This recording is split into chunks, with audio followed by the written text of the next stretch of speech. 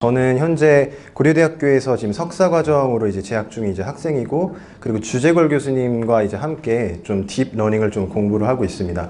그래서 1년 정도는 이제 텐서플로우를 이제 사용을 해서 딥러닝을 이제 공부를 했고, 이제 최근에는 파이톨치를 이제 사용을 하면서 특히 이 오늘 소개할 이제 Generative Adversarial Network를 이제 공부를 하고 있습니다. 그래서 일단 오늘 발표 자료를 만들기 앞서 좀 기존에 이제 김남주님과 이제 김태훈님이 만든 좀 발표 자료를 참고를 해서 자료를 만들었었어요. 그래서 굉장히 어떤 큰 도움을 얻어서 먼저 앞에서 좀 말씀을 드리고 넘어가도록 하겠습니다. 그래서 일단 본격적으로 좀 소개를 좀 시작을 하려고 하는데, 좀 3번에 걸쳐서 좀 설명을 나눠서 하려고 합니다. 그래서 일단 먼저 간을 설명하기 전에 앞서서 좀 머신러닝부터 좀 살펴보자면은, 이제 먼저 이 슈퍼바이즈 러닝과 이제 언슈퍼바이즈 러닝으로 이제 크게 구분을 할 수가 있고요. 그 아래에 이제 리인포스먼트 러닝을 이제 넣어놨습니다. 그래서 먼저 슈퍼바이즈 러닝부터 좀 살펴보면요. 그래서 여기서 이제 학습하는 모델을 보통 디스크리미너티브 모델이라고 이제 볼 수가 있고, 그 다음에 어떤 두 개의 이미지를 주고, 만약에 어떤 클래스가 이제 남자냐 이제 여자냐를 이제 구별할 수 있도록 학습을 할 수가 있겠죠. 그래서 이 디스크리미너티브 모델이 이제 하고자 하는 거는, 이제 어떤 인풋이 들어왔을 때 그 인풋에 해당하는 어떤 클래스를 맞추는 게 이제 그런 식으로 이제 학습이 되도록 학습이 이제 되게 됩니다. 네, 그 다음에 이제 언슈퍼바이즈 러닝에서 특히 이제 제너러티브 모델을 이제 보게 되면은요, 제너러티브 모델 같은 경우는 이제 여기서는 이제 어떤 랜덤한 레이턴트 코드를 줬을 때 그 코드로부터 어떤 트레이닝 데이터, 여기서 예를 들자면 이미지를 이제 만들어내게 됩니다. 그래서 얘 같은 경우는 아까 전에 말한 좀 슈퍼바이즈 러닝에 비해서 조금 더 이제 어려운 문제점이 되고요. 그래서 우리가 하고자 하는 거는, 이 제너러티브 모델이 이제 하고자 하는 거는 어떤 트레이닝의 데이터가 있을 때 그 트레이닝 데이터 이제 분포를 좀 학습을 하는 게 이제 목적이 되게 됩니다. 네, 그래서 먼저 확률 분포를 좀 간단하게 좀 리뷰를 하고 그 다음에 이제 Generative Adversarial Network를 좀 설명을 드리고자 합니다. 그래서 먼저 이런 주사위 예제를 봤을 때 좀 1부터 6까지 숫자가 있고, 그 다음에 뭐 4가 나올 확률이 이제 좀 거의 0이고, 4를 지우고 이제 6을 2번 썼다고 하면은 우리가 저렇게 나올 확률을 이제 표시를 할 수가 있겠죠. 네, 그랬을 때 아래를 보시면 이제 저렇게 확률 분포를 이제 나타낼 수가 있는데요. 근데 이 x가 지금은 간단하게 이제 6가지 경우의 수를 이제 가질 수가 있는데, 만약에 이 x를 차원을 늘려서 이렇게 이미지 차원을 학습하게끔 하면 이제 어떨까? 그래서 이때도 이제 이미지의 분포를 우리가 좀 예측을 할 수 있을까를 좀 좀 생각을 해볼 필요가 있습니다. 그래서 여기서 말하는 x는 이제 이미지가 되겠고, 64 곱하기 6, 예를 들자면 이제 64 곱하기 64 곱하기 이제 3짜리 어떤 고차원 벡터로 이제 상상을 할 수가 있게 됩니다. 그래서 저 값은 그냥 픽셀 값이라고 이제 생각을 하시면 되고, 좀 예를 들어서 설명을 드리면은, 이렇게 어떤 확률 밀도 함수가 우리 어떤 실제 이미지에 대한 이런 확률 분포 혹은 확률 밀도 함수가 이제 존재한다고 했을 때, 그게 이제 이런 형태를 이제 띈다고 좀 가정을 하겠습니다. 자, 그랬을 때 먼저 우리 사람 얼굴 데이터셋을 가지고 좀 예를 들 건데요. 우리 사람 얼굴 데이터셋에서 좀 안경을 낀 남자가 좀 상대적으로 좀 적게 등장을 했다고 하면은, 그 안경을 낀 남자에 해당하는 픽셀을 이제 대표한 값을 이제 x1의 어떤 벡터라고 했을 때, 그 x1에 해당하는 확률 밀도 값은 좀 상대적으로 작게 됩니다. 그 다음에 만약에 흑발의 여자는 좀 안경을 낀 남자보다 좀 우리 학습 데이터에서 좀 많이 등장을 했다. 그럼 거기에 해당하는 좀 확률 밀도 값은 이제 높게 되고요. 마찬가지로 어떤 금발의 여자가 굉장히 더 많이 나왔다라고 하면은 거기에 해당하는 벡터를 뭐 x3라고 했을 때 그 x3에 대한 이제 확률 밀도 값이 상당히 높게 됩니다. 그래서 우리의 어떤 학습 이미지의 데이터의 분포를 이런 식으로 좀 표시를 할 수가 있고요. 이거는 예를 들기 위해서 좀 1차원상으로 그랬지만, 실제로 x가 굉장히 고차원 벡터이기 때문에 되게 이제 고차원에서 이제 좀 그림을 상상을 하시면 좀 좋을 것 같아요. 그 다음에 또 보면은 이제 이런 이미지 같은 경우는 좀 괴상한 이미지는 실제 우리 학습 데이터에 존재할 수가 없겠죠. 사람 이미지가 아니니까. 그래서 보면은 근데 이거를 이제 x4라고 하고, 이제 64 곱하기 64 곱하기 3짜리 어떤 고차원 벡터는 이제 픽셀 값이기 때문에 그 픽셀 값들을 좀 잘 조정을 하다 보면은 이런 이제 괴상한 이미지를 만들어낼 수가 있게 됩니다.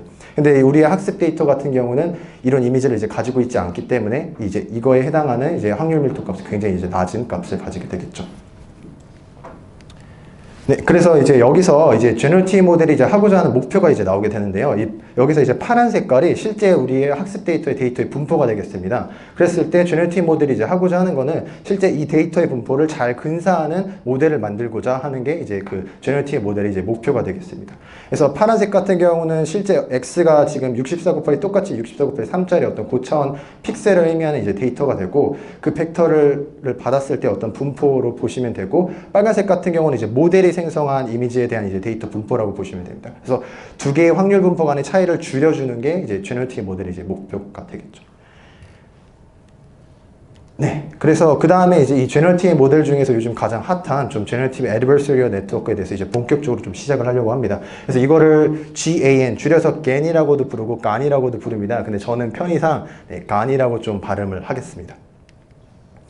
그래서 세 번에 걸쳐서 좀 설명을 드릴 건데 먼저 좀 직관적으로 먼저 보면요. 일단 위에 그림은 이제 진짜 이미지를 가지고 학습을 할 때고 아래 이미지 같은 경우는 이제 가짜 이미지를 가지고 이제 학습을 할 때입니다. 그래서 먼저 위에 거부터 한번 보면은 일단 GAN 같은 경우는 두 가지 모델이 존재합니다. Discriminator라고 해서 앞에 설명한 Discriminative 모델이 존재하고 G라고 써있는 Generator 모델이 존재하게 됩니다.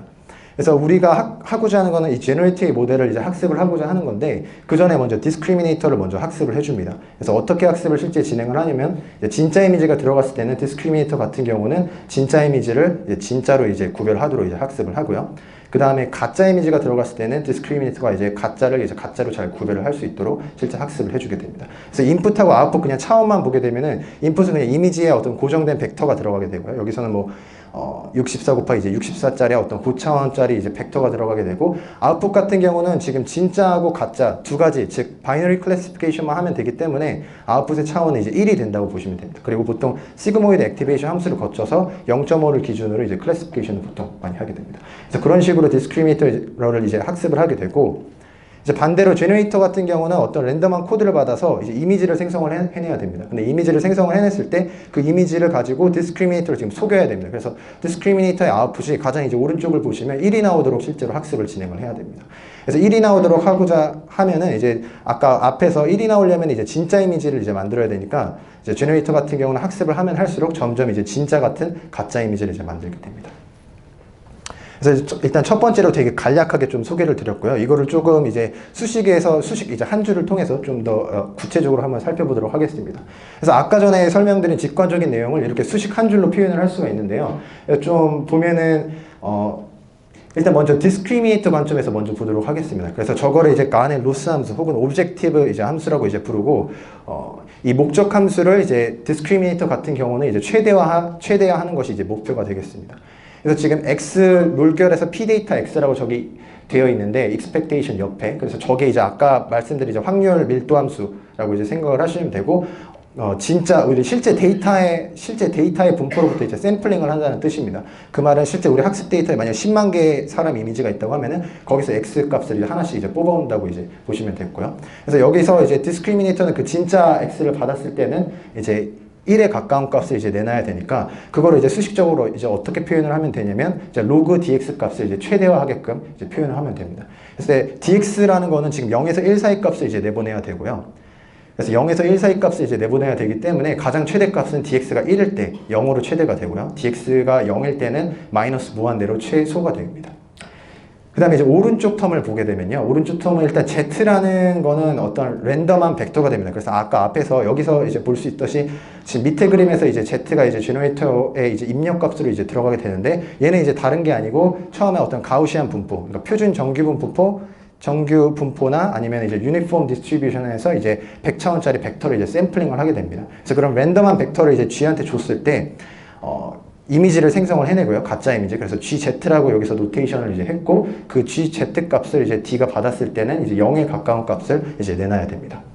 그래서 그거를 이제 수식적으로 어떻게 표현했냐면은 이제 로그 1-x 꼴로 이제 표현을 했고요. 그래서 저 로그 1-x가 실제 x 값이 0일 때 최대 값이 되기 때문에 이 수식을 가지고 이제 디스크리미네이터 입장에서 이제 최대화하도록 학습을 하게 되면은 진짜 이미지 1에 가깝도록 학습을 하고 그 다음에 가짜 이미지를 입력으로 받았을 때는 이제 0에 가까운 값을 이제 내놓을 수 있도록 학습을 하게 됩니다. 그 다음에는 이제 제너레이터 부분을 좀 볼 텐데요. 제너레이터는 이제 뒤에 부분이 이제 앞에 부분에 이제 최소화를 해야 된다고 이제 써져 있습니다. 그래서 여기 같은 경우는 일단은 저 왼쪽에는 이제 제너레이터가 이제 관여를 할 수가 없습니다. 왜냐면은 그림 위에 거를 보면은 진짜 이미지를 디스크리미네이터가 이제 진짜로 학습하는 데는 제너레이터 함수가 쓰이지 않았기 때문에 이제 우리가 여기서 이제 관여를 할 수가 없고요. 그래서 오른쪽 부분만 이제 최소화를 실제로 하게 됩니다. 그래서 이번에는 1-DGZ 값을 최소화할 때 실제 저기 들어가야 되는 값이 이제 1일 때 최소가 됩니다. 그래서 디스크리미네이터 같은 경우는 최대한 이제 제너레이터 같은 경우는 이제 디스크리미네이터가 가짜 이미지를 받았을 때 최대한 1에 가까운 값을 이제 내놓도록 이제 학습을 하게 됩니다. 그래서 아직까지는 좀 명확하지가 않은데, 그래서 지금 두 번에 걸쳐서 설명을 드렸어요. 첫 번째는 좀 직관적으로 좀 설명을 드렸고, 두 번째 같은 경우는 이제 좀 수식을 통해서, 어떤 한 줄의 수식을 통해서 좀 설명을 드렸습니다. 그래서 마지막으로 좀 이제 간 같은 경우는 이렇게 좀 수식을 보는 것보다 코드를 한번 보면 좀 확실하게 이해가 되는데요. 그래서 코드를 좀 준비를 했습니다. 그래서 코드는 이제 파이토치로 이제 작성을 했고요. 그래서 파이토치 같은 경우는 문법을 모르더라도 처음 보시는 분들도 쉽게 이해를 하실 수가 있어요. 그래서 한번 제가 잘 설명을 이제 해드리면은, 먼저 우리한테 필요한 디스크리미네이터를 좀 정의를 먼저 할 겁니다. 그래서 여기서는 이제 더 이상 사람 얼굴 데이터셋이 아니고 어떤 엠리스트, 그러니까 어떤 숫자 이미지를 이제 받는다고 하면은요, 숫자 이미지가, 엠리스트라는 숫자 이미지는 실제 인풋이 이제 28 곱하기 28이고, 걔를 이렇게 1차원 벡터로 이제 펼친다고 이제 생각을 하면은, 인풋의 이제 디스크리미네이터의 인풋의 이제 디멘션 같은 경우는 이제 784가 돼야 되고요. 그 다음에 이제 히든 디멘션 같은 경우는 이제 128이라고 이제 가정을 하겠습니다. 그 다음에 아웃풋 디멘션 같은 경우는 얘가 이제 진짜인지 가짜인지 바이너리 클래시피케이션을 이제 하는 거기 때문에 1로 이제 잡아주면 되겠죠. 네, 마지막에 저 빨간 색깔 보시면 이제 시그모이드 액티베이션 함수를 이제 걸어줘가지고 디스크리미네이터가 이제 아웃풋으로 내보낼 수 있는 값을 이제 0하고 1 사이로 이제 제한을 해주게 됩니다. 그리고 혹시 질문 있으신 분들은 그냥 중간에 바로 손 드시고 질문하셔도 좋을 것 같습니다. 네, 그 다음에는 이제 제너레이터를 좀 정의를 할 건데요. 제너레이터는 입력값을 이제 레이턴트 코드를 받고 거길로부터 이제 이미지를 생성을 하고 그 이미지를 다시 이제 디스크리미네이터한테 이제 넣어줘야 됩니다. 그래서 제너레이터를 정의를 하자면은 인풋 같은 경우는 뭐 레이턴트 이 벡터가 뭐 100 디멘션이라고 이제 가정을 하겠습니다. 그 다음에 히든 디멘션 같은 경우는 마찬가지로 뭐 128이라고 가정을 했을 때, 이제 아웃풋 사이즈 같은 경우는 이미지를 만들어야 되기 때문에 이제 128이라고 이제 128이 아니고 이제 784로 이제 설정을 해야 됩니다. 네, 그 다음에 이제 로스 함수를 좀 정의를 해야 되는데요. 로스 함수, 실제 코드를 짤 때 로스 함수는 어떤 함수를 쓰냐면은 이제 바이너리 크로스 엔트로피 로스를 이제 쓰게 됩니다. 그래서 이거를 시그모이드 크로스 엔트로피 로스 함수라고도 이제 부르고요. 실제 슈퍼바이즈 러닝에서도 이제 많이 쓰는 이제 로스 함수가 되겠습니다. 그래서 이렇게 생긴 게 지금 왼쪽에 hx 값이 들어가고 오른쪽에 이제 y 값. 그래서 hx가 지금 우리의 어떤 프레딕션 하는 이제 값이 되고요. y는 실제 라벨 값이 됩니다. 그래서 지금 바이너리이기 때문에 y가 가질 수 있는 값이 1 또는 이제 0만 가질 수가 있어요. 그래서 만약에 y 값이 이제 1이 되게 되면은 이제 오른쪽 거는 이제 없어지고요. 왜냐면 1-y에서 지워지게 되고 이제 왼쪽 것만 이제 남게 되는데 마이너스 로그 hx 값이 이제 남게 되겠죠. 그리고 저 hx 대신에 실제로 간을 학습할 때는 dx를 넣어줄 겁니다. 그러면 이제 뭐랑 정확히 이제 똑같아지냐면은, 이제 아까 앞에서 설명드렸을 때 저기 함수에서 로그 dx가 있고 로그 dx가 있었어요. 그래서 쟤를 최대화하는 게 우리 디스크리미네이터의 이제 목표였었는데, 이런 식으로 로스 함수를 정해주게 되고 y에다가 1을 넣어주고 이제 hx에다가 이제 dx를 넣어주게 되면은 왼쪽에 있는 마이너스 로그 dx만 남고요. 마이너스가 문제인데 여기서는 우리가 그레디언트 디센트를 사용해서 미니마이즈를 해줄 거기 때문에 마이너스를 뭐 지운 거를 이제 맥시마이즈 하는 거나 마이너스 취해줘가지고 이제 최소화하는 거에 이제 갖게 되겠죠. 질문이 있는데요. 네. 제너레이터의 마지막 함수가 탄젠트 하이퍼볼릭이라는 얘기는 생성된 값이 마이너스 1에서 1 사이 값을 갖겠다라고 의미를 하는 건데, 그럼 노멀라이징이 마이너스 1에서 1까지 픽셀 값이 노멀라이징했다는 얘기인가요? 네. 그래서 좋은 지적이네. 사실 좀 디테일한 부분에서 설명을 넘어갔는데요. 아까 전에 디스크리미네이터 같은 경우는 시그모를 취했고 지금 제너레이터 같은 건 타닛을 취했다는 말은 방금 하신 말씀이랑 정확히 똑같이, 실제 우리가 이미지를 학습할 때는 보통 이제 마이너스 1에서 1 사이로 그 노멀라이제이션 해줘서 이제 진행을 하기 때문에 그 진짜 이미지의 그 범위를 맞춰주기 위해서 저 타닛을 많이 쓰게 됩니다. 근데 사실 안 써도 돼요. 이 제너레이터가 학습을 하는 과정에서 마이너스 1보다 작은 값, 1보다 큰 값을 내보내면 안 된다는 걸 학습을 실제로 하긴 합니다. 그래서 쓰거나 안 쓰는 건 좀 선택사항인 것 같습니다. 네, 그래서 계속해서 좀 설명을 드리면은 반대로 이제 y 값이 이제 0이 되면은 이제 왼쪽이 이제 지워지게 되고 오른쪽 것만 남게 돼서 로그 1-hx가 남게 됩니다. hx에다 마찬가지로 여기서도 이제 dx 값을 대입을 할 거고요. 그러면 앞에서 설명들이 여기 뒤에 있는 오른쪽 텀이 나오게 되겠죠. 1-dgz. 네, 그 다음으로는 이제 디스크리미네이터하고 이제 제너레이터에 대한 이제 옵티마이저를 좀 정의를 해줍니다. 그래서 저희는 여기서 디스크리미네이터랑 지금 제너레이터 같은 경우는 서로 충돌되는 학습을 하기 때문에 옵티마이저 함수를 따로따로 구현을 해야 됩니다. 그래서 가장 위에는 이제 디스크리미네이터에 대한 옵티마이저를 좀 정의를 했고요. 그래서 어떤 패러미터들을 이제 학습을 할 건지 첫 번째 인자에다 함수로 넣어주고 그 다음에 두 번째 인자에는 이제 학습을 할 때 이제 러닝 레이트를 이제 지정을 해주게 됩니다. 옵티마이저는 뭐 아담을 사용을 했고요. 그 다음에는 여기서는 이제 코드를 좀 간단하게 작성하기 위해서 뭐 데이터 불러오는 코드를 작성하지 않았어요. 그래서 좀 가정을 할 텐데 X 같은 경우는 우리 뭐 미니 배치 사이즈가 주어졌다고 했을 때 784짜리 디멘션을 갖는 어떤 이미지라고 보고 Z는 이제 뭐 100차원짜리의 어떤 랜덤한 벡터라고 가정을 하겠습니다. 그래서 앞에서 이제 정의는 다 했고 이제 실제 학습이 이제 어떻게 되는지 한번 살펴보면요. 이런 식으로 학습이 되게 됩니다. 그래서 디스크리미네이터 같은 경우는 지금 보면은 저희 크라이터리언이라고 해서 아까 위에서 정의한 지금 요 BCE, 그러니까 바이너리 크로스 엔트로피 로스를 이제 우리가 크라이터리언이라고 이제 정의를 했고, 거기에 왼쪽 값에다가 이제 dx 값을 넣어주고, 이 dx가 x가 이제 진짜 이미지니까 진짜 이미지가 이제 디스크리미네이터한테 이제 들어갔을 때는 이제 1에 가까운 값을 내놓도록 이제 실제 학습을 진행을 하고, 그 오른쪽에는 이제 가짜 이미지가 들어갔을 때는 실제 디스크리미네이터가 이제 0에 가까운 값을 이제 내놓도록 이제 학습을 하게 됩니다. 그래서 그 두 번째 줄에 실제 로스를 정의한 두 번째 줄에서 이제 로스.backward를 backward를 쓰게 되면은 파이톨치 상에서 모드 웨이트에 대해서 그레디언트 값들을 계산을 하게 됩니다. 로스 함수를 정의를 해주면요. 그래서 그레디언트 값을 다 계산해주고, 그리고 마지막에 그 doptimizer.step을 하게 되면은 아까 앞에서 아담을 정의를 했었잖아요. 그 아담 옵티마이저를 가지고 한번 이제 그레디언트 디센트를 학습을 하게 됩니다. 그러니까 저 로스를 최소화하도록 이제 학습을 진행하게 되는 거죠.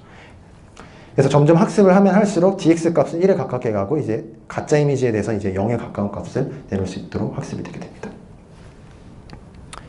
네, 그 다음에 이제 제너레이터는 이제 학습할 때 이제 어떻게 하냐면은 일단은 아까 전에 제너레이터는 이제 z라는 값을 받아서 가짜 이미지를 이제 생성을 하고요. 그래서 gz가 의미하는 게 저기 위에서 이걸 설명을 안 드렸는데 z 값이 여기로 들어가게 되면은 이제 z가 이제 리니어, 그러니까 플리 커넥티드 레이어를 거쳐서 이제 렐루를 거쳐서 쭉쭉쭉 해서 마지막 탄H를 거쳐서 아웃풋을 이제 생성을 하게 됩니다. 그래서 그 결과가 이제 784 디멘션이 되고, 그걸 이제 디스크리미네이터한테 넣어줬을 때 이제 1에 가까운 값을 내놓도록 이제 학습을 진행을 하도록 합니다. 근데 여기서 중요한 거는 지금 실제로 제너레이터를 학습을 할 때는 디스크리미네이터는 고정을 시켜줘야 돼요. 그래서 실제 저 dgz 값이랑 1이랑 이제 차이 값을 계산을 해서 백프로파게이션을 하되, 디스크리미네이터에 있는 웨이트하고 바이애스는 이제 학습을 하지 않고요. 그래서 백프로파게이션만 하고 제너레이터 부분에서만 이제 웨이트를 학습해 줍니다. 그래서 그걸 어떻게 해주냐면은 여기서 지금 가장 마지막 줄에 goptimizer.step을 쓰게 되면은 우리가 앞에서 정의를 했을 때 지금 goptimize는 지금 학습해야 될 패러미터들을 제너레이터에 대한 패러미터만 이제 학습하겠다고 저렇게 선언을 해줬었어요. g.parameter에서 해가지고. 그래서 실제 그래서 여기서 의미하는 그 goptimizer.step을 하게 되면은 디스크리미네이터는 학습이 안 되고 제너레이터만 이제 학습이 된다고 할 수 있죠. 중요한 거는 백프로파게이션 되되 이제 디스크리미네이터의 웨이트하고 바이애스는 제너레이터를 학습할 때는 이제 학습이 되지 않는다라는 점입니다. 그래서 좀 정리를 해보자면요. 그래서 좀 세 가지에 걸쳐서 좀 설명을 드렸는데, 첫 번째 좀 직관적으로 설명을 드렸고요. 그래서 디스크리미네이터는 진짜 가짜를 잘 구별하게끔 학습을 하고, 제너레이터 같은 경우는 가짜 이미지를 생성을 해서 디스크리미네이터를 이제 속이는 쪽으로 이제 학습을 진행을 하고요. 그래서 이 코드는 사실 돌아가는 코드는 아니고요. 그래서 이거를 지금 while true 해가지고 계속 이제 돌려서 학습을 하게 되는데, 실제 좀 30줄 안에 좀 짜서 좀 한 슬라이드에 담기 위해서 제가 짠 거고, 실제로 돌아가는 코드, 그러니까 데이터를 불러오고 이런 코드는 제가 따로 올려놨습니다. 그래서 관심 있으신 분들은 좀 찾아보면 좋을 것 같아요. 그래서 한 100줄 정도 되는 것 같은데, 네. 네, 그 다음에 이 부분을 좀 설명을 드리도록 할 텐데요. 그래서 실제로 아까 우리가 앞에서, 맨 앞에서 그 제너레이터의 이제 목적 함수를 보게 되면은 이 뒤에 부분이 이제 이렇게 남게 됐었습니다. 그래서 쟤를 최소화하는 게 목적이었었는데, 실제로는 그렇게 하지 않습니다. 실제로는 그렇게 하지 않는데, 그 이유를 한번 살펴보면은, 얘를 미니마이즈 하게 되면은 저 실제 로그 1-x의 그래프를 그려보면은 이제 오른쪽 아래 그림처럼 이제 나오게 됩니다. 근데 이제 문제는 뭐냐면은, 제너레이터 이제 왼쪽 그림을 보게 되면은 제너레이터는 처음에 굉장히 형편없는 이미지를 만들게 됩니다. 학습을 초반에 이제 할 때요. 그래서 디스크리미네이터 입장에서는 이런 형편없는 이미지를 가지고 굉장히 가짜라고 확신을 하게 됩니다. 그러면 여기서 DGZ 값 저기 보이시나요? 그 오른쪽 위에서 그럼 DGZ 값이 어디에 가깝게 나올까요? 힌트를 드리자면 디스크리미네이터는 0하고 1 사이 값을 이제 내보낼 수가 있고 1은 진짜에 가까울 때 그리고 0은 가짜에 가까울 때 그렇게 내보낸다고 했었죠. 근데 제너레이터가 이렇게 형편없는 이미지를 만드니까 결국에 DGZ 값을 0에 굉장히 처음에 가까운 값을 이제 내보내게 됩니다. 그래서 로그 1-x에서 x에다 0에 좀 가까운 값을 대입을 하면은요, 그때의 기울기의 절대값이 생각보다는 좀 작다는 겁니다. 그래서 얘를 좀 크게 해주기 위해서 어떻게 바꾸냐면은 이 로그 1-x를 최소화하는 게 아니라 로그 x를 이제 최대화하는 쪽으로 이제 바꾸게 됩니다. 그래서 로그 x 그래프를 그리게 되면 이제 저런 식으로 그려지게 되고 x에다가 이제 0에 가까운 값을 이제 대입을 하게 되면 기울기가 거의 무한대에 가깝게 돼요. 그래서 이 말은 뭐냐면은 초반에 제너레이터가 굉장히 안 좋은 상황, 그러니까 디스크리미네이터가 가짜라고 확신하는 상황을 좀 최대한 빨리 벗어나려고 노력을 해서 최대한 그래도 이제 디스크리미네이터가 어느 정도는 헷갈려 할 만한 이미지를 좀 생성을 하려고 하게 됩니다. 그래서 이거 같은 경우는 좀 휴리스틱하게 나왔고요. 그래서 이한구 펠로의 원 논문에서 이런 걸 좀 제시를 하고 있었습니다.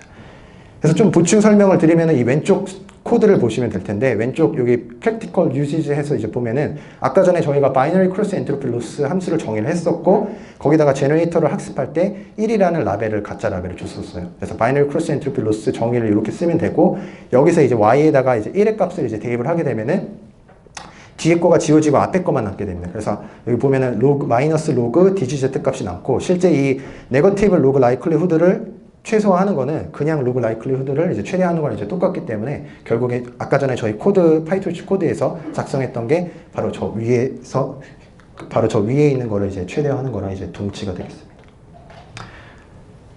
네, 그래서 여기까지 이제 대략적인 좀 간을 설명을 드렸는데 혹시 질문 있으신가요?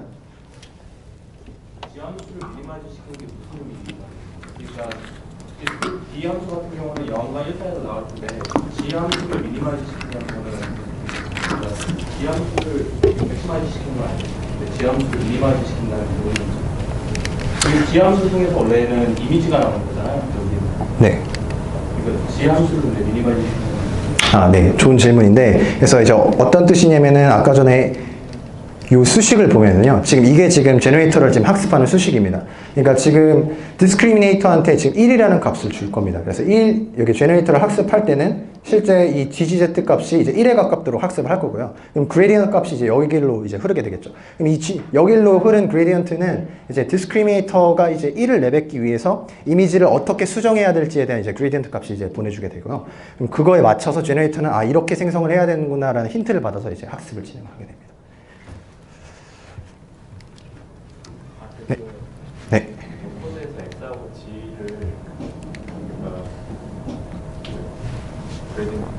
그래디하게 조금씩 만들어서 두 개 같이 트레이닝 시키는 거죠, D하고 G. 아, 네, 네, 맞습니다. 네, 조금씩. 그래서 한 번 보통 이거 보통 디스크리미네이터 한 번 트레이닝 시키고 그리고 제너레이터 한 번 트레이닝 시키고 미니 배치 데이터 셋을 따라서. 그래서 여기 while true가 있으니까 그거를 계속 반복해서 학습을 시키게 됩니다. 네, 그래서 여기 이 딱 한 장 슬라이드까지만 하고 좀 간에 대한 좀 다른 논문들을 좀 한번 볼게요. 그래서 좀 더 여기까지는 조금 어떻게 보면 재미없는 얘기가 될 수가 있을 텐데, 그래서 간에 대한 이론적인 얘기가 있었어요. 그래서 아까 전에 맨 처음에 이제 제너레이티브 모델의 목표는 실제 데이터의 분포하고 모델이 생성한 데이터의 분포 간의 차이를 이제 줄여주는 게 이제 목표라고 했었는데, 실제 아까 앞에서 정의한 목적 함수를 옵티마이제이션 시켰을 때 두 확률 분포 간의 이제 차이를 이제 줄여준다는 겁니다. 저 앞 슬라이드에서요. 네. 초반에 사실 거의 대부분의 케이스가 DGC는 제로로 나오니까 네. 맥시마이즈 하는 쪽이 훨씬 그래도 크니까 빠르게 수렴할 수 있는 부분은 있는데, 네. 쟤를 오래 붙잡고 있으면 네. 과도한 그레디언트로 인해서 뭐 수렴이 엄한 대로 가거나 혹은 플로케이션이 발생할 수도 있을 것 같은데, 그 컨트롤하는 부분은 어떻게 잘 알 수 있나요? 제가 질문을 잘 이해했는지 모르겠는데, 여기 로그 x 함수를 보면은요, 처음에는 그레디언트 값이 굉장히 크잖아요. 근데 점점 그 DGZ 값이 이제 1에 가까운 값으로 가게 되면은 저 기울기가 조금씩 이제 작아지게 됩니다. 그래서 초기에 많이 튀면 초기에 많이 튀면요. 처음에 그래도 너무 네. 크니까 초기에 널뛰기를 하게 될 것 같은데 거기서 이게 어차피 그레이던트 업데이트를 하게 되면 제 값이 곱해져 가지고 밑으로 내려가게 될 거잖아요. 그레이던트 값이 그때 제가 너무 커서 초창기에 이렇게 널뛰기를 하게 되는 부분을 좀 하다가 이게 물론 DG 값이 1쪽으로 점점 커지면 이제 그레이던트 값이 작아질 텐데 앞에서 너무 널뛰기를 하는 바람에 좀 굉장히 많이 흔들릴 우려가 또 있을 것 같거든요. 그거를 잡으려면은 어떻게 잘 잡을 수 있는지. 그래서 그거에 대해서는 보통 이니셜라이제이션에서 좀 그래서 영향을 좀 많이 받아요. 그래서 그 보통 정규 분포를 써서 이니셜라이즈 해주는 그때 이제 표준 편차를 얼마나 해주느냐에 따라서 배치 노멀라이제이션 이제 썼는데도 불구하고 좀 성능이 확연하게 갈리는데 아마 그거랑 좀 관련이 있지 않나 좀 생각을 합니다. 그래서 결국은 그레이던트 곱해줄 때 제가 결국 바로 곱해주는 러닝 레이트가 있긴 하지만 저 값에 따라 가지고 사실 뒤집은 이유도 제가 너무 작으니까 학습이 너무 느리니까 문제인데 제일 하면 너무 빨라지면은 널뛰기를 하게 될 우려가 있으니까 그거를 잘 컨트롤하는 게 더 필요할 것 같다는 생각이 듭니다. 네, 맞습니다. 그 다음에 이 슬라이드를 이제 마주 보면은 실제 아까 전 앞에서 정의한 간의 목적 함수를 최적화하는 것이 실제로는 그 모델이 그러니까 제너레이터가 생성한 이미지의 분포와 실제 이미지의 분포 간의 거리를 계산해주는 함수가 여러 가지가 있어요. 그래서 여기서 뭐 젠슨 샤넌 다이버전스라고 했는데 디테일한 것까지 이제 설명드리지 않고 증명을 해놨는데 이거는 좀 관심 없으신 분들이 좀 들으면 좀 지루하실까봐 어펜딕스에다가 따로 제가 정리를 다 해놨습니다. 그래서 관심 있으신 분들을 이제 보시면 되고 이 슬라이드 한 장으로 이제 얻어갈 거는 실제 아까 전에 뭐 가짜 진짜를 잘 구별을 하고 제너레이터가 이제 디스크리미네이터 속이기 위해서 학습을 한다는 걸 알겠는데 이게 이론적으로 이제 왜 잘 되는지를 이제 이 한 장의 슬라이드가 이제 설명을 해주게 됩니다. 그거를 최적화하는 거는 실제로 두 서로 다른 확률 분포 간의 차이를 줄여주기 때문에 이제 실제 제너레이터가 이제 진짜에 가까운 이미지를 만들 수 있다라고 이제 할 수가 있고요. 네, 그 다음부터는 이제 조금 더 좀 가벼운 얘기를 좀 하려고 하는데요. 그래서 간에 약간 로스 함수에 문제가 있어서 이거를 좀 많이 변형한 것들이 있어요. 그래서 그거를 좀 한번 보도록 하겠습니다. 그래서 먼저 DC간이라고 해서 이제 CNN을 사용을 해서 이제 디스크리미네이터를 이제 구현을 하고 그리고 디컨볼루셔널 뉴럴 네트워크를 통해서 이제 제너레이터를 이제 만든 이제 모델이 있습니다. 그래서 2015년도에 나왔고 아직까지도 되게 간단하면서 아직까지도 많이 선호가 되는 이제 모델입니다. 좀 살펴보게 되면은 여기서 이제 수학적인 건 따로 없고요. 기존에는 이제 그냥 플립 커넥티드 레이어를 썼다고 하면은 디스크리미네이터에서 이제 컨볼루션 레이어를 이제 사용을 하게 되고요. 제너레이터 같은 경우는 디컨볼루션 혹은 이제 트랜스포즈 컨볼루션을 이제 사용을 하게 됩니다. 그래서 업샘플링을 이렇게 해주는 걸 학습을 하고 이 DC간에서 핵심이 플링 레이어를 이제 사용하지 않았다는 거예요. 플링 레이어를 이제 사용을 하게 되면은 뭐 예를 들어 언플링을 할 때 굉장히 블럭키한 이미지가 이제 생성을 하기 때문에 그거를 막아주기 위해서 플링 레이어를 이제 사용하지 않고 대신에 스트라이드 사이즈가 2 이상인 컨볼루션과 이제 디컨볼루션을 이제 사용을 했습니다. 네, 마찬가지로 좀 학습을 안정화시켜주기 위해서 배치 노멀라이제이션을 이제 사용을 했고 그리고 아담 옵티마이저를 이제 사용을 했고요. 그리고 아담 옵티마이저 좀 디테일한 부분이긴 한데 아담 옵티마이저에 모멘텀 텀이 두 가지가 있어요. 0.5 그리고 0.999라고 써놨는데 보통 이게 이미지 64 곱하기 64를 생성할 때 컨볼루션 레이어를 이제 4개 정도를 써서 모델을 만들게 되는데 그때 딱 저 모멘텀 텀을 이제 사용을 하게 되면 학습이 실험적으로 굉장히 잘 되고 있고 요즘에서도 논문에서도 다른 논문들에서도 저거는 이제 거의 고정을 시키고 이제 사용을 하고 있습니다. 그 다음에 DC간에서 또 하나 좀 재밌는 점은 아까 전에 그 제너레이터에 인풋으로 들어가는 이제 레이턴트 벡터를 가지고 산술적인 연산을 이제 할 수 있다는 겁니다. 우리가 월트백에서도 뭐 왕에서 남자를 빼고 여자를 더했던 여왕에 해당하는 뭐 인베링 벡터가 이제 나오더라. 그런 것처럼 여기서도 보면은 어떤 이 안경 낀 남자를 이제 만드는 이제 Z값이 있을 거고 그리고 그러니까 예를 들자면은 이제 이 안경 낀 남자를 이제 생성하는 어떤 Z 벡터가 있겠죠. 그래서 아까는 100차원이라고 했었는데 여기는 그냥 간단하게 뭐 2차원이라고 하면은 얘에 해당하는 Z 벡터가 있을 거고 마찬가지 얘에 해당하는 그리고 이 안경을 안 낀 여자에 해당하는 이제 Z 벡터 값이 있습니다. 그 Z 벡터 간에 이제 산술적인 연산을 한다는 건데요. 좀 직관적으로만 좀 살펴보면은 실제 안경을 낀 남자에서 안경을 끼지 않는 남자를 빼게 되면은 안경만 남겠죠. 그래서 그 안경만 남는 상태에서 이 여자 사진을 이제 더해주게 되면은 실제로 안경 낀 여자가 나오더라. 그래서 여기서 이제 의미하는 거는 이제 이런 Z 벡터가 어떤 선형적인 관계를 갖더라라는 겁니다. 저 차원에서요. 이미지에서는 이제 가질 수 없었던. 네. 안경 낀 그 뒤에서도 설명을 드릴 건데, 근데 여기서 뒷시간에서는 일단 이게 가짜 이미지잖아요. 지금 생성한 걸 보면은. 그래서 뭔가 수작업으로 이제 찾았을 것 같은 느낌이 드는데, 실제로는 그렇게 하지 않고 Z를 학습을 하게 됩니다. 그 부분은 이제 뒤에서 좀 자세하게 좀 설명을 드릴게요. 혹시 사람이 아닌 네. 그냥 벗어놓은 안경 확보에서는 가능한가요? 벗어놓은 안경이요? 여기서는 따로 벗어놓은 안경은 없고, 그냥 우리가 사람이 생각했을 때 안경을 낀 남자에서 이제 안경을 안 낀 남자를 이제 빼면 이제 안경만 남겠거나 안경에 대한 특징만 남겠거나 그렇게 좀 이해를 하시면 될 것 같습니다. 그러면 그 맨 뒤에 여자를 좋아하지 않은 상태에서 이미지를 제너레이션 해보면 실제로는 네. 의미 없는 이미지가 나온다고 해석할 수 있는 거예요. 네, 맞습니다. 거의 의미 없는 이미지가 나온다고 보시면 할 수 있습니다. 네, 그 다음에 이제 넘어가도록 하겠습니다. 이 Z-벡터를 어떻게 구하는지는 뒤에 가서 또 자세하게 설명을 드리도록 하겠습니다. 그래서 일단 이 두 번째 논문 같은 경우는 LS 간이라는 논문인데요. 리스트 스퀘어 간이라고 합니다. 그래서 간단하게만 보면은 기존 간로스 같은 경우는 그냥 디스크리미터를 이제 속이기만 하면 됐습니다. 그래서 두 번째 슬라이드하고 이제 두 번째 그림하고 이제 세 번째 그림을 보면 될 텐데요. 이 파란색 선이 뭐를 의미하는 거냐면 두 번째 그림부터 먼저 보겠습니다. 그래서 파란색 선이 뭐를 의미하는 거냐면은 이제 디스크리미네이터의 이제 디시전 바운더리를 이제 의미하게 됩니다. 그러니까 진짜 가짜를 구분하기는 이제 디시전 바운더리니까 그 0.5, 그러니까 0.5를 기준으로 극값보다 이제 높으면 진짜로 구별을 하고 이제 낮으면 가짜로 구별을 하겠죠. 그래서 그 선을 나타내는 그 선을 이제 나타낸다고 이제 보시면 되고, 아래쪽이 이제 디스크리미네이터가 생각을 했을 때 이제 진짜라고 예측을 한 데이터들입니다. 그래서 빨간 색깔이 지금 진짜 데이터가 되고 파란 색깔이 지금 가짜 데이터가 됩니다. 그래서 빨간색에 좀 가까운 파란색은 굉장히 좀 제너레이터가 잘 만든 이미지예요. 왜냐면 지금 값이 굉장히 가까운 곳에 있으니까. 근데 한번 핑크 색깔 한번 보시겠습니까? 그래서 핑크 색깔을 보면은 지금 디스크리미네이터를 속인 겁니다. 아래쪽에 있기 때문에 디스크리미네이터를 완벽하게 속였습니다. 그래서 디스크리미네이터가 이제 내뱉은 결과값이 거의 0.9에 가까운 값을 이제 내뱉게 되는 거죠. 왜냐면은 디시전 바운더리에 이제 근처에 있는 값들이 이제 0.5가 되고 거길로부터 이제 멀리 떨어져 있으니까요.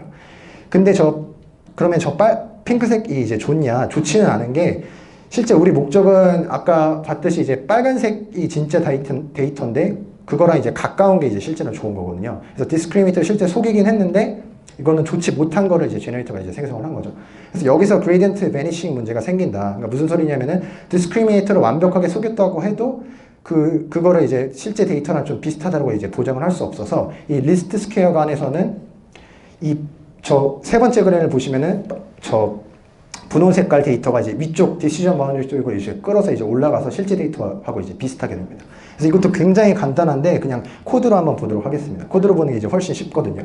그래서 이 시그모이드를 먼저 없애고요. 디스크리미네이터에서. 그래서 LS 간에서는 그냥 시그모이드를 디스크리미네이터에서 이제 없애고, 제너레이터 같은 경우는 이전에 똑같이 이제 구조를 이제 사용을 합니다. 그 다음에 딱 여기서 이제 핵심인데, 기존에 크로스 엔트로피 로스를 이제 썼었다고 하면은 그거를 이제 리스트 스퀘어 로스를 이제 이렇게 바꾸게 됩니다.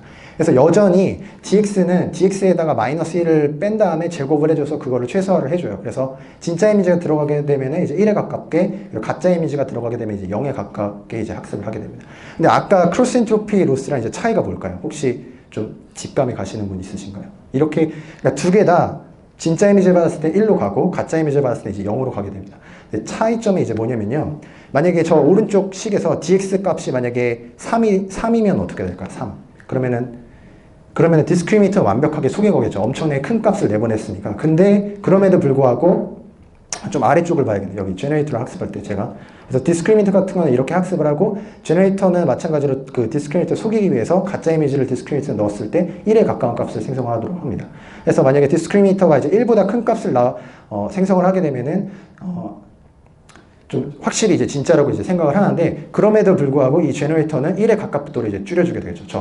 저 이제 리스트 스퀘어 로스가 그 1에 최대한 가깝도록 이제 할 테니까. 그래서 뭐 0.5가 나오든 1보다 작은 값이 나오든 1보다 큰 값이 나오든 실제로는 다 디시전 바운더리 쪽으로 이제 데이터를 이제 몰게 됩니다. 그래서 아까 그림을 다시 보게 되면은 이 세 번째 그림에서 실제 그 분홍색 데이터는 디스크리미네이터가 굉장히 높은 값을 이제 내보냈지만, 그 리스트 스퀘어 로스를 쓰게 되면은 디시전 바운더리 쪽으로 이제 가깝게 끌어올려져서 이제 좀 더 이미지의 퀄리티가 훨씬 더 좋아진다라고 그렇게 이제 논문의 저자들이 이제 주장을 합니다. 네, 그래서 결과를 한번 보면은 뒷시간 결과보다 이제 훨씬 좋게 나왔는데요. 그래서 이게 LSUN이라고 해서 굉장히 좀 풍경 데이터셋이 있어요. 그래서 뭐 식당도 있고, 뭐 부엌 데이터셋도 있고 한데, 이미지를 보면은 거의 뭐 진짜 사진하고 진짜 사진처럼 네, 생성을 해냈죠. 그래서 굉장히 아이디어가 간단하잖아요. 디스크리미네이터에서 시그모이드를 이제 없앴고, 그냥 크로스 엔트로피 로스를 이제 L2 로스를 이제 바꿔준 것 뿐인데, 그래서 구현을 한번 해봤습니다. 그래서 사람 얼굴 데이터셋 가지고 좀 구현을 해봤는데, 논문에서 말한 것만큼은 결과가 잘 나오진 않았어요. 그래서 보면은 지금 뭐 왼쪽 아래나 가장 아래쪽이나 뭐 오른쪽 가장 아래 뭐 사람은 굉장히 잘 생성해냈는데 뭐 보면은 지금 가장 윗줄에서 오른쪽에서 두 번째 사진 같은 거 보면은 굉장히 이상한 사람 사진을 이제 만들 수가 있겠죠. 그래서 좀 논문 저자들이 좀 코드를 공개해줬으면 좋겠는데 그렇지 못해서 한번 직접 구현을 해봤습니다. 근데 확실히 D시간보다는 네, 훨씬 좀 같은 모델 구조라고 이제 가정을 했을 때 훨씬 좀 잘 동작을 했던 네, 경우. 테스크의 평가를 어떻게 하나요? 잘 몰라서. 아, 이런 태스크는 그것도 좋은 질문인데요, 굉장히. 이런 태스크는 사실 이거를 약간 기계적으로 판단할 수가 없어서 현재까지는 그냥 사람이 보고 이제 잘 됐는지 안 됐는지 판단하고 있습니다. 그리고 뭐 인셉션 스코어 그런 게 있는데 사실 그것도 이제 완벽하진 않아서 좀 디테일한 거는 좀 여기서 설명을 드리지 않겠습니다. 그래서 그냥 생성된 결과를 보고 많이 판단을 합니다. 이미지 같은 경우는. 네, 그 다음에 이제 여기서는 이제 세미 슈퍼바이즈드 간이라고 해서 좀 새로운 방식의 이제 간을 좀 설명을 드리려고 합니다. 그래서 여기서 지금 하고자 하는 거는 좀 여기서 얘는 이제 엠니스트 데이터를 다시 이제 예를 들어서 이제 좀 설명을 할게요. 그래서 여기서는 이제 디스크리미네이터가 더 이상 진짜 가짜를 구별하지 않고 어떤 클래스를 구분하게 됩니다. 그래서 기존의 어떤 우리 슈퍼바이즈 러닝에서는 엠니스트는 그 클래스 개수가 몇 개죠? 10개죠. 클래스 개수가 10개인데 지금 같은 경우는 그 10개 클래스에다가 페이크 클래스를 추가를 하게 됩니다. 그래서 디스크리미네이터 같은 경우는 지금 위에 그림 같은 경우는 진짜 O 이미지를 받게 되면은 이제 원합 벡터로 이제 O가 나올 수 있도록 소프트맥스로 이제 모델링을 해주고요. 그다음 반대로 이제 가짜 이미지를 생성을 할 때는 이제 제너레이터한테 이제 두 가지를 넣어주는 하나는 아까처럼 이제 레이턴트 벡터를 이제 넣어주고 다른 하나는 클래스를 나타내는 이제 원합 벡터 형태로 이제 벡터를 이제 넣어주게 됩니다. 그래서 2를 나타내는 원합 벡터를 이제 넣어줬을 때 제너레이터한테 너 한번 2를 생성해봐 이렇게 이제 명령을 내리는 거죠. 그랬을 때 가짜 이미지 2를 생성을 하면은 디스크리미네이터는 이제 가짜이기 때문에 얘를 아까 페이크 클래스로 이제 구분을 해야 되고요. 제너레이터는 반대로 디스크리미네이터 이제 속여야 되기 때문에 이 인풋으로 준 원합 벡터랑 아웃풋이 똑같이 나올 수 있도록 이제 학습을 실제로 진행을 하게 됩니다. 그럼 이게 좀 더 이제 그러면은 이제 디스크리미네이터가 이제 생각을 하는 이제 2로 이제 제너레이터가 이제 이미지를 이제 생성을 해낼 수가 있겠죠. 그래서 이거를 세미 슈퍼바이즈 러닝이라고 이제 부른 이유가 위에 거를 보면은 슈퍼바이즈 러닝이 되겠고요. 진짜 이미지가 있어야 되고 라벨이 있어야 되니까요. 아래 거를 보면은 제너레이터가 만든 거예요. 그래서 언슈퍼바이즈 러닝이 되고 그래서 이제 그 두 개를 합쳐서 세미 슈퍼바이즈드 간이라고 부릅니다. 그래서 이거를 실제로 학습을 해봤어요. 그래서 좀 더 어려운 태스크, 엠니스트는 이제 너무 쉬우니까 이런 캐릭터 데이터셋이 있고 각각의 캐릭터가 서로 다른 포즈를 클래스로 한번 학습을 해보자. 그래서 각각의 컬럼이 지금 하나의 클래스를 이제 의미를 하게 되고요. 그래서 가장 왼쪽에 있는 게 지금 캐릭터가 그냥 서 있는 거고, 게임 캐릭터가. 그리고 세 번째에 있는 건 뭐 신나서 웃고 있는 거고, 다섯 번째는 뭐 화나 있는 거 그림이 되겠습니다. 그래서 각각 이런 이미지를 학습할 때 서로 다른 원합 벡터를 여기 앞에서 제너레이터한테 넣어줘가지고 이걸 학습하도록 했더니 좀 이런 원합 벡터를 넣어줬을 때 실제로 그거에 해당하는 클래스 이미지를 좀 잘 생성하는 걸 확인할 수가 있겠죠. 그래서 기존 간하고 좀 더 업그레이드 된 게 우리가 뭐를 생성할지 클래스를 처음에 인풋 값으로 주게 되면은 그거에 해당하는 이미지를 이제 생성을 할 수 있게 되게 됩니다. 물론 데이터셋이 이제 라벨이 되어 있어야 되겠지만요. 네. 그럼 이 S간 같은 테스트에서 그 Z 벡터는 어떤 역할을 하게 되는 거죠? 네. 그것도 아주 좋은 질문인데요. 제가 여기는 사실 슬라이드를 넣다가 이거 슬라이드를 제가 열심히 만들었는데 한 120장 정도 만들었는데 그 중에서 좀 리허설을 해보다가 이제 뺐어요. 시간이 안 돼서. 그 슬라이드 중에 이제 하나인데 Z 벡터가 이제 변하지 않으면요. 그리고 원합 벡터만 바꾸면은 캐릭터는 똑같고 포즈만 변하게 됩니다. 그러니까 무슨 소리냐면은 얘에 해당하는 이제 Z 벡터가 있을 텐데 보라색 머리에 해당하는 그랬을 때 보라색 Z 벡터는 유지를 하고 이 원합 벡터만 이제 2로 바꾸게 되면은 포즈만 바뀌고 머리는 그대로 약간 보라색 캐릭터가 이제 나오게 되는 거죠.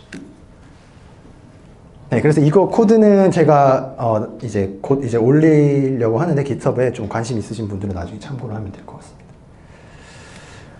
네, 그 다음에 조금 더 이제 세미 슈퍼바이저 러닝을 좀 이제 A 시간은 이제 논문에서 설명한 것보다 어떤 제 직관을 가지고 좀 설명을 드리도록 하겠습니다. 그래서 세미 슈퍼바이저 러닝에 실제 이 A 시간을 좀 적용할 수 있지 않을까. 그래서 아까 전에 세미 슈퍼바이저 간이 지금 두 번째 그림에 이제 두 번째 그림에 있고요. 그래서 디스크리미네이터가 내뱉을 수 있는 아웃풋 개수가 실제 진짜 데이터의 클래스 개수 더하기 이제 1이 되고 A 시간 같은 경우는 이제 오른쪽의 그림을 이제 뜻하게 됩니다. 그래서 좀 설명을 드리면은 A시간 같은 경우는 디스크리미네이터가 해야 되는 태스크가 두 가지가 됩니다. 그래서 진짜 이미지를 받았을 때 일단 첫 번째 태스크는 저 1번이라고 써져 있는데 진짜로 구별을 해야 되고요. 두 번째 태스크 같은 경우는 디스크리미네이터가 진짜든 가짜든 어떤 클래스를 구별을 해야 됩니다. 그래서 여기서는 클래스 개수가 정확히 그 10개가 되게 됩니다. 엠니스트 그 클래스 개수 자체만큼요.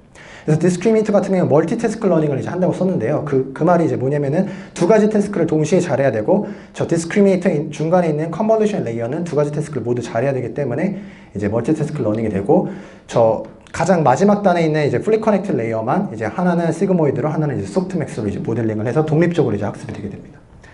그 다음에 이제 가짜 이미지를 가지고 이제 학습을 할 때는 레이턴트 벡터를 이제 넣어주고 원합 벡터 형태로 아까 세미 슈퍼바이저 관과 같이 이제 클래스 정보를 주게 됩니다. 그럼 2에 해당하는 이제 정보를 주게 되고 디스크리미네이터는 여기서 가짜 이미지를 생성했으니까 이제 가짜라고 예측을 해야 되고요. 그 다음에 가짜임에도 불구하고 클래스를 이제 2라고 구분을 해야 됩니다. 이렇게 해주는 이유가 아까 앞에 거 같은 경우는 가짜 이미지 2가 들어갔을 때 가짜라고 구별을 했어요. 근데 이렇게 하면 이제 한계점이 뭐냐면은 디스크리미네이터가 제너레이터가 점점 학습을 하면 할수록 비슷한 실제 이미지를 만들게 됩니다. 그래서 만약에 이런 이미지를 만들어냈다고 했을 때 우리가 만약에 클래시피케이션 한다고 하면은 얘는 이쪽으로 클래시피케이션을 이제 하는 게 좋겠죠. 그래서 점점 학습을 하면 할수록 제너레이터가 이제 좋은 이미지를 생성한다는 거에 좀 초점을 맞춰서 여기서는 이제 초반에는 좀 손해를 보다가 나중에는 디스크리미네이터가 이제 가짜 2로 이제 구분을 하게 되면은 제너레이터가 해주는 역할은 이제 데이터 어그멘테이션 이제 효과를 이제 가질 수가 있겠죠. 그래서 여기서는 이제 이거는 좀 제가 해석을 한 건데 그래서 여태까지 간들은 다 제너레이티브 모델에 좀 집중을 했었어요. 그래서 여기 G에 좀 집중을 해서 G를 학습시키는 게 목표였었는데 개인적으로 생각을 했을 때 이 A 시간 같은 경우는 이 디스크리미네이터에 좀 집중을 해도 되지 않을까. 그러면은 우리가 이 제너레이터는 좀 데이터 어그멘테이션 해주는 효과가 있고 어떤 노이즈가 포함된 이미지가 들어가더라도 그 이미지를 좀 제대로 클래시피케이션 할 수 있으면은 좀 디스크리미네이터가 좀 더 성능이 좋아지지 않을까라고 하는 게 제 개인적인 견해입니다. 네. 방금 전에 말씀해주셨던 S간이나 A시간 같은 경우에 계속적으로 학습을 하다 보면은 저 레이턴트 벡터 G에 대해서 그러니까 제너레이터가 G를 무시하게 된 경우에 생길 것 같거든요. 그러니까 레이블의 인풋 아웃풋이 똑같다 보니까 학습하는 과정에서 레이턴트 벡터를 무시하게 될 것 같기도 한데 실제로 그런가요? 아니면 제가 잘못 생각한 건지? 아니야, 레이턴트 벡터는 무시하지 않고 실제로 학습하게 되면 Z는 각각의 어떤 캐릭터를 의미하게끔 좀 의미 있는 값으로 이제 학습이 되게 됩니다. Z는 학습하진 않는데 처음에는 그냥 아주 무의미한 그냥 랜덤하게 추출을 하잖아요. 근데 학습이 이제 다 끝나고 나서 이제 Z 값들을 이제 보게 되면은 Z가 조금만 변하면은 실제 캐릭터도 조금 변하고요. Z가 많이 변하면 이제 캐릭터도 실제 많이 변하게 됩니다. 그러니까 어느 정도 선형성을 이제 갖게끔 의미를 띠게 되는 거죠. 처음에는 무의미했다고요. 네. 그 실제로 저걸 돌렸을 때 그 인풋 레이블과 아웃풋 레이블을 하기 때문에 정답이 명료하잖아요. 네. 그렇기 때문에 그 제너레이터가 그 Z 값에 대한 의존성을 낮추지 않을까 생각도 할 수 있으니까 웨이트가 줄어든다고 할까? Z에 대한 제너레이터가 Z 값을 저 아래쪽 모델만 봤을 때는 그러니까 페이크가 아니라고 그러니까 페이크가 아니게 학습을 하게 되잖아요. 제너레이터가 판별 안 되게. 근데 원합 레이블이 있으면은 Z를 좀 무시하고 Z로 들어간 것들을 무시하고 레이블 2로 레이블 된 거에만 어느 정도 그 트레인 데이터는 좀 모양들이 있으니까 거기에 좀 가중치가 몰리지 않을까 생각이 든다는 이야기인데요. 그러니까 디스크리미네이터를 속이기 위해서 뭐 한쪽 이미지만 계속 만들어내거나 그런다는 좀 질문을 이해를 하면요. 좀 레이턴트 벡터를 무시하고 그냥 어떤 이 원합 벡터 2가 주어지면은 그냥 뭐 2에 해당하는 이미지 딱 하나만 생성을 하면 되니까 그것만 생성하지 않는데 실제 학습을 하면은 그렇진 않고 좀 잘 제너럴라이즈를 하게 됩니다. 거기에 대한 이유는 저도 약간 직관적인 이유는 좀 설명드리기가 힘든데 여튼 레이턴트 벡터가 잘 제너럴라이제이션을 이제 해줘서 좀 다른 Z 값이 들어가게 되면은 똑같은 2를 생성해서 좀 모양이 다른 2를 생성을 하게 됩니다. 네, 넘어가도 될까요?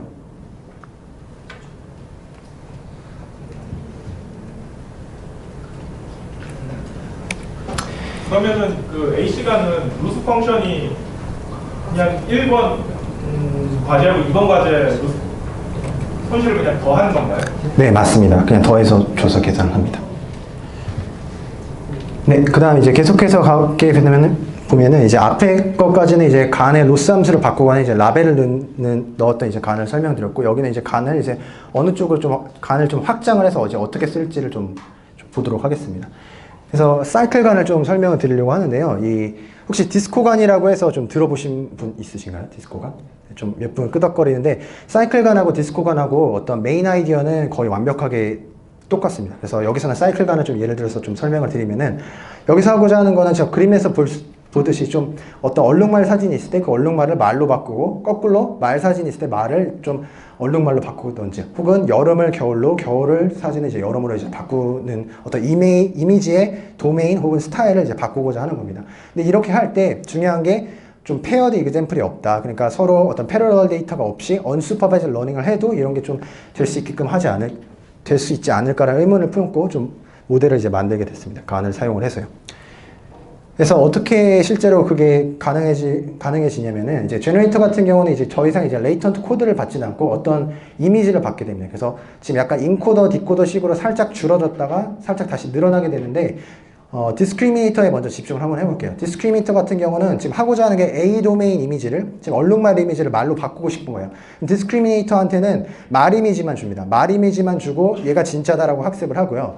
그럼 제너레이터는 얼룩말 이미지를 받았을 때 얼룩말을 그대로 내보내면은 디스크리미네이터가 걔는 본 적이 없으니까 가짜라고 하니까 얼룩말을 받았을 때 이제 말로 바꾸게 됩니다. 디스크리미네이터를 이제 속이기 위해서요. 근데 이렇게 속였을 때 이렇게 속일 수는 있는데, 만약에 이 얼룩말이 저렇게 모양이 유지가 될 필요가 있을까요?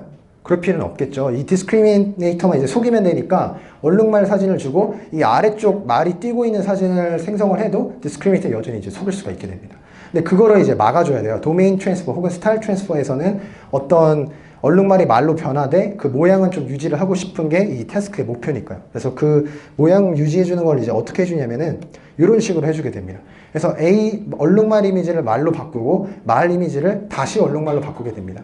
그래서 얘네들은 이제 서로 다른 네트워크를 주고, 이렇게 하게 되면은 왜 모양이 좀 유지가 되게 되냐면요. 좀 직관적으로 설명을 드리면은, 이 얼룩말 이미지가 이렇게 아래쪽 띄고 있는 말 이미지로 이제 바뀌었다고 상상을 해볼게요. 그럼 그 말 이미지를 다시 저 제너레이터한테 줬을 때 얼룩말을 생성을 하기는 힘들겠죠. 왜냐면 모양이 다 바뀌어져 있으니까. 그래서 다시 복원을 하려면은 모양이 최대한 이제 적게 바뀌어야 되고, 그 점을 뉴럴 네트워크가 좀 매핑을 할 때 이런 식으로 바꾸지 않고 모양은 유지가 돼야지 좀 리컨스트럭션 에러가 이제 적게끔 학습이 된다는 걸 파악을 하고, 모양은 좀 잘 안 변하면서 안에 있는 컨텐츠 같은 것만 이제 좀 디스크리미네이터를 이제 속일 수 있도록 좀 바뀌게 됩니다.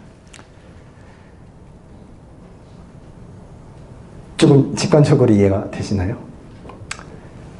네, 그래서 이거 결과를 한번 보면은 이제 인풋으로 이렇게 말이 들어가게 되면 뭐 얼룩말이 바뀌고요. 다 보면은 모양 같은 게 다 유지가 되면서 신기하게도 이렇게 어떤 스타일 같은 것만 좀 바뀌게 됩니다.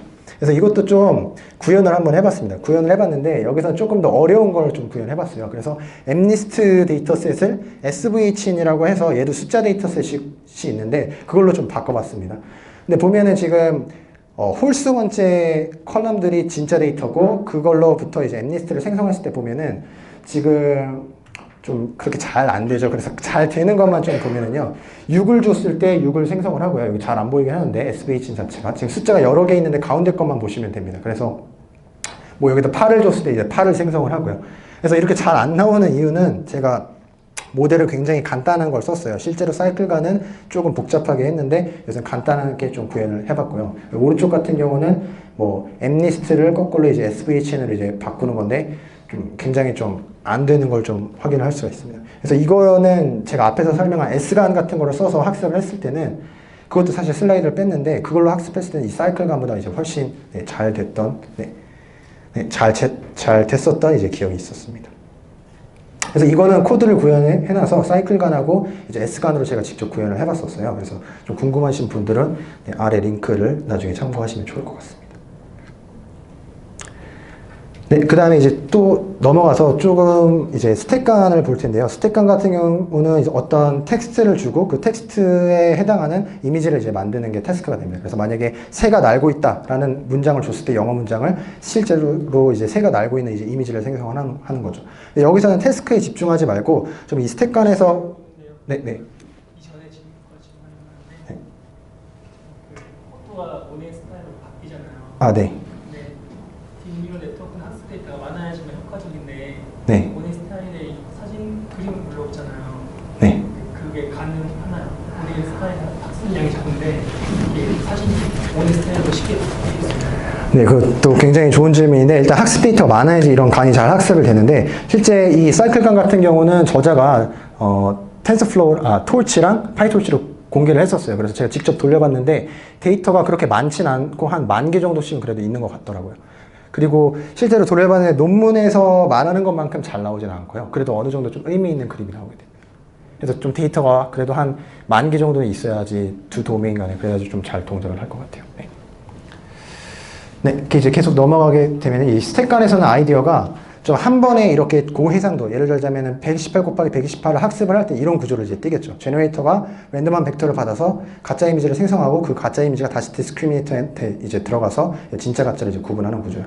근데 이 사이즈가 지금 64 곱하기 64는 잘 되는데 128 곱하기 128 혹은 256 곱하기 256은 이제 힘들다는 한계가 있습니다. 그게 이제 랜덤한 벡터로부터 이렇게 한 번에 생성하는 게 힘드니까 스택 간의 아이디어는 그러면 한번 먼저 저해상도 이미지, 그러니까 여기 왼쪽 그림처럼 64 곱하기 64짜리를 먼저 생성을 하고 그거를 받아서 업샘플링 하게끔 이제 또 다른 제너레이터를 이제 둬가지고 하면은 좀 어떨까. 그래서 여기서는 디스크리미네이터도 이제 각각 이미지 사이즈별로 2개씩 두고 제너레이터도 이제 2개를 두게 됩니다. 그래서 여기서 G2랑 아까 전에 앞에서 이제 G를 좀 비교를 하면 좋은데요. 아까 앞에서 G는 랜덤한 벡터 Z를 주고 바로 가짜 이미지를 생성을 하고자 했었어요. 그래서 태스크가 굉장히 어렵죠. 근데 여기서는 그 태스크를 이 가짜 이미지를 받아서 그거를 업샘플링 하도록 하는 거니까 아까 그냥 Z 벡터로부터 이제 생성하는 것보다는 이제 태스크가 조금 더 이제 쉬워지게 됩니다.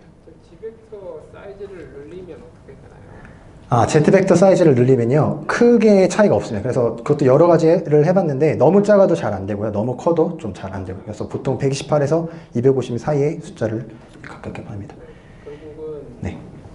G벡터라는 게 모델 컴프레션 입장에서 보면 네. 그만큼 정보를 abstraction을 한다는 얘기인데 100차원으로 줄이면 100차원에서 담을 수 있는 정보만큼이 저장될 테고 네. 지금 이제 1000이면 1000차만큼 저장되는 게 될 텐데 과하게 크면 오프비팅이 발생을 하겠죠. 할 텐데 네. 만들어야 되는 이미지 사이즈가 굉장히 크면 네. 지금은 이제 64에 갔다가 256으로 가는데 만약에 G를 500으로 뻥튀기를 하고 바로 256으로 만들었을 때 그 다음에 100 효과가 있는지 실제로 그게 좀 궁금하긴 하거든요. 일단 500 말고 제가 1024로 한번 해봤습니다. 1024로 해봤을 때랑 실제로 256이나 128로 했을 때는 큰 차이가 없었습니다. Z 벡터로는. 그 다음에 제가 하나 질문을 좀 드리면은 여기서 이게 지금 하얀색 새라고 할게요. 좀 색깔이 뭐 회색, 하얀색 섞여 있는데 하얀색 새가 들어가면은 꼭 하얀색 새가 나와야 될까요? 지금 64짜리가 하얀색 새가 들어가면은 128로 하얀색 새가 나와야 될까요? 그러니까 디스크리미네이터한테는 여러 가지 색깔의 새를 다 보여줘요. 빨간색, 뭐 검은색, 하얀색 다 보여주는데 지금 여기서 하는 거는 그냥 두 번째 G2 입장에서는 D2를 속이면 되잖아요. 그러면은 하얀색 새를 받아도 뭔가 빨간색 새를 만들어서 속일 수도 있잖아요. 그렇게 하면 안 될까요? 실제로 이것도 제가 학습을 해봤는데 신기하게도 이 하얀색 새가 들어가게 되면 빨간색 새나 검은색 새로 나오진 않고요. 그런 걸 제한을 두지 않았는데도 불구하고 뭔가 매핑을 하는 거 입장에서 좀 업샘플링이 되는 쪽으로 이제 학습이 진행이 되도록 합니다. 그래서 여기서도 좀 저자도 그렇고 저도 그렇고 약간 이론적인 거는 좀 왜 그렇게 되는지 이론적인 거는 잘 모르겠지만 직관적으로는 좀 생각할 수가 있겠죠. G2 입장에서는 G2 입장에서는 지금 D2를 속이면 되는데 가장 쉬운 방법이 색깔 같은 걸 바꾸는 게 이제 어려우니까 색깔 같은 걸 이제 생각하지 않고 그냥 크기를 어떻게 잘 바꾸면서 좀 업샘플링 하는 쪽으로 실제는 이렇게 학습을 하게 됩니다. 네.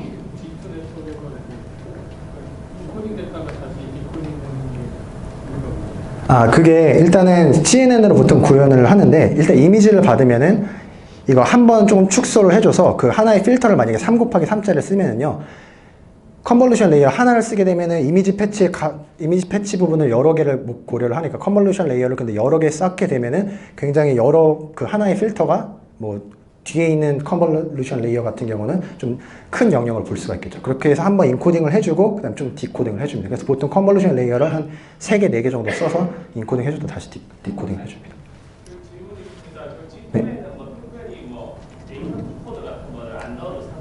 네, 레이턴트 코드는 전혀 넣어줄 필요가 없고 G2 같은 경우는 그냥 이미지 하나를 받아서 이미지 하나를 이제 그러면 만약에 레이턴트 코드를 넣게 되면 그 모델 자체 입장에서 이렇게 가이드를 해줄 수 있는 거 아닌가요? 네, 그렇긴 한데 일단 실험은 안 해봤는데요. 왜냐면 인풋으로 레이턴트 코드가 1차원이잖아요. 그러니까 100차원인데 그게 약간 벡터잖아요. 이미지 같은 경우 이제 2차원이고요. 그래서 모델에 넣어줄 때 조금 애매하더라고요. 중간에 컨볼루션 레이어에 넣어주거나 이제 해야 되는데 그래서 거기까지는 좀 실험을 못 해봤습니다. 네, 그래서 이제 넘어가서 좀 여기서부터는 좀 되게 간단한 얘기를 좀 드리고자 합니다. 그래서 일단은 이거는 제가 이제 읽고 있는 논문인데 얼마 전에 나온 논문이에요. 그래서 얘도 아까 앞에서 봤던 사이클간이랑 좀 비슷한 건데 일단은 인풋이 그 왼쪽 오른쪽 이제 두 가지를 줍니다. 그래서 아바타 사진을 주고 모나리자 사진을 줬을 때 모나리자처럼 생긴 이제 아바타 혹은 아바타처럼 생긴 모나리자를 이제 만들게 됩니다. 가운데 두 이미지일까요? 마찬가지로 요 아래에서도 뭐 판다 사진하고 판다 그림을 줬을 때 모양은 안 변하고요. 모양은 안 변하고 이렇게 스타일만 바꿀 수 있도록 이런 게 이제 얼마 전에 나왔습니다. 몇 주 되지 않았는데 그래서 요거는 그냥 소개만 드리고 넘어가도록 하겠습니다. 그 다음에는 이거 같은 경우는 이제 흑백 사진을 줬을 때 컬러로 바꿔주는 간인데요. 이것도 한 3, 4일 전에 나온 것 같아요. 그래서 이거 같은 경우는 기존에 그 컬러라이제이션 해주는 모델 같은 경우는 좀 한계가 있었는데 사용자가 원하는 색깔로 좀 만들 수가 없었어요. 근데 이거 같은 경우는 지금 보면은 가운데 새는 뭐 보라색, 뒤에 있는 거는 초록 색깔로 이렇게 찝어주게 되면은 그 사용자 인풋에 맞춰서 이렇게 간이 좀 생성을 해내게 됩니다. 그래서 이런 것도 좀 할 수 있다로 좀 보여드리고자 했고, 네, 그래서 이제 마지막으로 좀 네, 간이 이제 어떤 식으로 좀 발전을 할 건지 간단하게 한 5분 정도 설명을 드리고 좀 끝내고자 합니다. 그래서 여태까지 앞에서는 그냥 간 논문들을 좀 봤고요. 여기서는 이제 좀 제 주관적인 좀 생각이 많이 들어가는데요. 그래서 첫 번째 같은 경우는 간에 컨버전스 메저가 없습니다. 그러니까 우리가 슈퍼바이즈 러닝을 하게 되면은 우리가 로스 함수가 있잖아요. 크로스 엔트로피 로스. 그러니까 모델이 좀 지금 잘 학습이 되고 있나를 그냥 로스가 잘 줄어들고 있으면은 학습이 잘 되겠구나 이렇게 판단할 수가 있는데 간 같은 경우는 그런 게 없었습니다. 그래서 실제 이미지를 보고 사람이 학습을 잘 하고 있구나 안 하고 있구나 좀 판단을 해야만 했습니다. 그래서 BE간이라고 해서 이것도 나온 지는 얼마 안 됐는데 거기서 처음으로 좀 컨버전스 메저가 될 만한 것들을 좀 제공을 했었어요. 그래서 저 위에 것처럼 좀 제공이 되는 함수를 로스 함수를 정의해 놓고 그것들을 값을 좀 찍어봤더니 그게 줄어들 때 실제 이미지가 좀 잘 생성이 되더라 이렇게 좀 언급을 했습니다. 근데 사실 이것도 굉장히 휴리스틱하게 나온 거고요. 그리고 모델의 하이퍼 패러미터에 따라서도 좀 값들이 변하게 되고요. 그리고 또 한계가 BE간 같은 경우는 좀 구체적인 건 생략을 하고 그냥 디스크리미네이터가 오토엔코더식으로 구현이 되어 있어요. 그러니까 한마디로 좀 복잡한 거죠. 그래서 그 복잡한 구조에서만 사용을 할 수 있는 메저가 됩니다. 그래서 완벽하지 않다는 점이 있고 또 한 가지는 이것도 얼마 전에 나온 논문인데 이거는 뭐냐면은 지금까지는 간에서 배치 노멀라이제이션을 이제 많이 썼는데 웨이트 노멀라이제이션을 쓰면 좋다라는 논문이 있었고 거기서 또 하나 제시한 게 아까 Z값 물어보셨잖아요. 그래서 Z값을 이제 여기서 설명드릴 수가 있는데 만약에 이런 저런 남자 사진을 생성한 실제 우리의 테스트 데이터를 주고 그거에 해당하는 Z-벡터를 이제 어떻게 찾냐면은 여기 제너레이터는 이제 일단 고정을 시킵니다. 웨이트 값을 고정을 시키고 Z를 처음에 랜덤하게 샘플링을 하고 걔를 포워드 프로퍼게이션 해서 이미지를 만듭니다. 처음에 이미지는 뭐 여자를 만들 수도 있고 굉장히 이상한 이미지를 만들겠죠. 그럼 그 GZ하고 저 X하고 이제 빼가지고 여기 보면 위에 빼가지고 뭐 제곱을 하죠. 그래서 L2 로스를 이제 계산을 합니다. 그래서 그렇게 리컨스트럭션 로스를 계산을 해서 그 로스를 백 프로파게이션 하고 그러니까 제너레이터는 학습 안 하고 이 Z 값을 학습을 합니다. 이 로스를 줄이는 쪽으로요. 그러면 점점 이제 Z가 저 남자 이미지 사진을 좀 생성할 수 있도록 좀 Z 값을 학습을 시켰죠. 그래서 저런 식으로 Z를 많이 찾습니다. 그레디언트 디센트를 사용을 해서요. 그래서 여기서 이 논문에서 좀 제시한 거는 이 리컨스트럭션 로스, 그러니까 저기는 트레이닝 할 때 보여주지 않았던 어떤 테스트 이미지를 주고 그거를 만들 수 있는 Z-벡터를 만약에 제대로 찾을 수 있으면은 그래서 그 Z-벡터를 찾고 이미지를 만약에 잘 만들 수 있으면은 테스트 이미지는 트레이닝 할 때 안 보여줬으니까 모델이 외운 게 아니고 모델이 정말 일반화를 해서 잘 생성을 했다라고 좀 주장을 하면서 이게 줄어들게 되면, 그러니까 리컨스트럭션 로스가 줄어들게 되면은 모델이 이미지를 생성을 잘할 거다라고 그렇게 주장을 합니다. 근데 이거 단점이 딱 봐도 보이죠? 단점이 뭐가 있을까요? 이게. 네, 자, 뭐라고요?